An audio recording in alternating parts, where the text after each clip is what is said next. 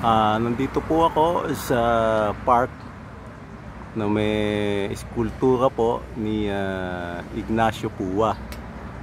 Ang nakalagay po dito ay ganito po.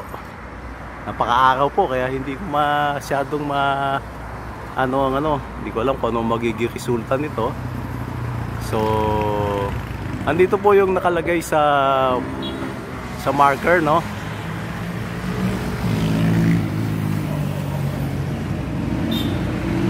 Si General Jose Ignacio Pua ipananganak sa nayon ng Launa, Lamua, Fukien, China, Abril 29, 1872. Dumating po siya sa Pilipinas 1890.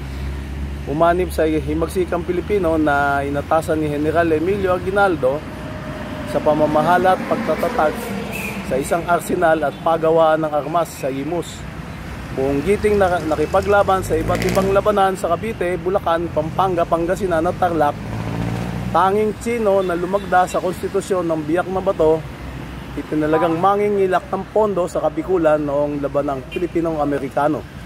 Sumuko noong Marso 24, 1900 nakulong sa Kutang Santiago.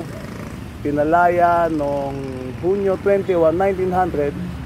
Bumalik sa Manito Albay kung saan siya nahalal ang presidente munisipal.